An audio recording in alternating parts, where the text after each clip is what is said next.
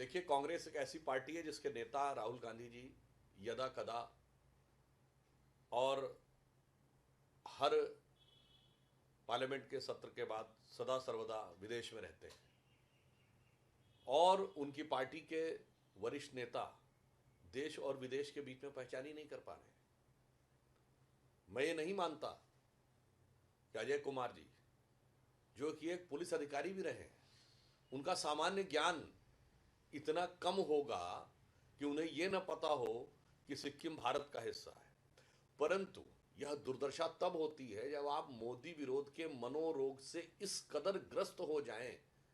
कि आपको इस बात का आभास ही नहीं होता है कि आप सत्य बोल रहे हैं या असत्य बोल रहे हैं। तो यह बहुत दुख की बात है कि आज प्रधानमंत्री नरेंद्र मोदी जी के प्रति विद्वेष में भरी हुई कांग्रेस की आंखों पर ऐसी पट्टी चढ़ी हुई है कि वो राष्ट्र हित को तो बलि दे ही रही है, अब राष्ट्र के मानचित्र को भी बलि देने के लिए साफ उद्यत दिखाई पड़ रही। और मुझे इस पे और आश्चर्य इसलिए हुआ कि कांग्रेस पार्टी ये भी भूल गई कि सिक्किम का भारत में विलय इंदिरा जी के समय में हुआ था, वो भी उसी इमरजेंसी के कालखंड में, जिसके बारे में अभी कितना ज्ञान देते हुए तमाम ट्वीट बयान और कांग्रेस के लोग दे रहे थे और उन्हें यही नहीं पता। तो मैं उन्हें याद भी दिला देना चाहता हूं कि सिक्किम का भारत में विलय 1975 में हुआ था, इंदिरा जी के शासनकाल में हुआ था। और यह भी याद दिला दूं कांग्रेस के मित्रों को कि भारत और चीन के संबंधों में एकमात्र मौका ऐसा है जब चीन ने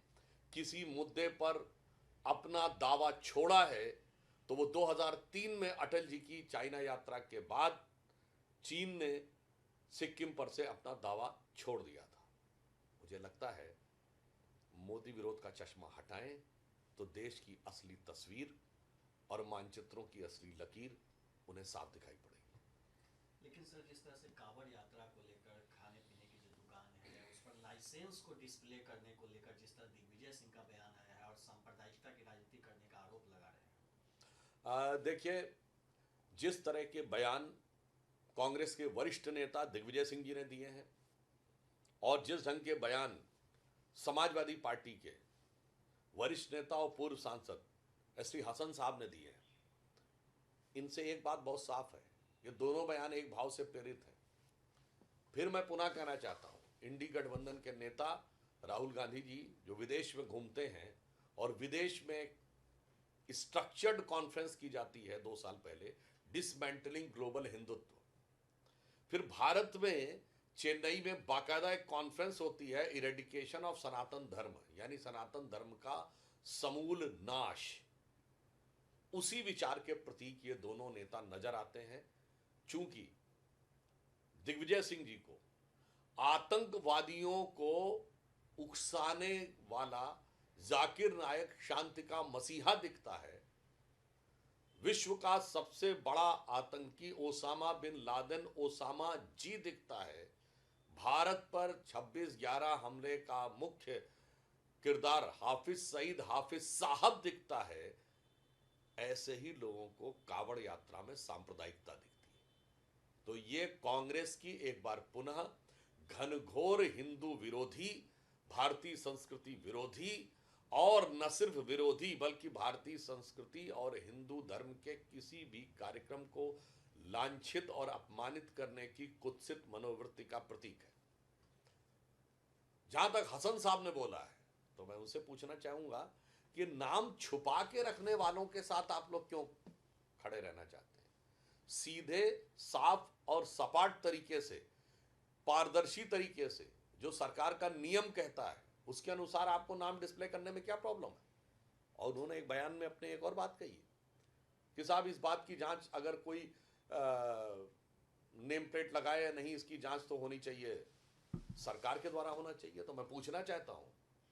मुस्लिम धार्मिक भावनाओं की कदर करने के लिए हलाल सर्टिफिकेट होता है, क्योंकि हलाल में यह है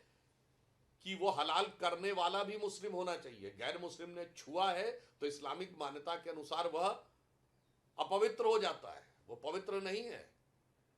क्या उसका सर्टिफिकेट सरकार देती है? मैं कांग्रेस और सपा दोनों से पूछना चाहता हूं, उसका सर्टिफिकेट तो आपने जमीयत उलमाए हिंद और जैसी कई संस्थाओं को दे रखा है। तो मैं पुनः कहना चाहता हूं, हिंदू धर्म को नष्ट करने, उसको लांछित और अपमानित करने वाले ये वही लोग हैं जिनके लिए हलाल का जमाल तो सबसे ऊपर है, और यहां पर अगर केवल नेम प्लेट को सामने रख लिया जाए तो ये कह सकता हूं कि हिंदू धर्म की मान्यताओं को हलाल करना और उधर हलाल का जमाल ऊपर करना, ये इनकी राजनीति का कमाल है। मगर मैं आश्वस्त हूं कि देश और प्रदेश की जनता अब इस दोहरे रवैये, इस दो मुखे चरित्र को भली भांति समझ चुकी है और वो इन सारे नेताओं को समुचित प्रत्युत्तर देगी।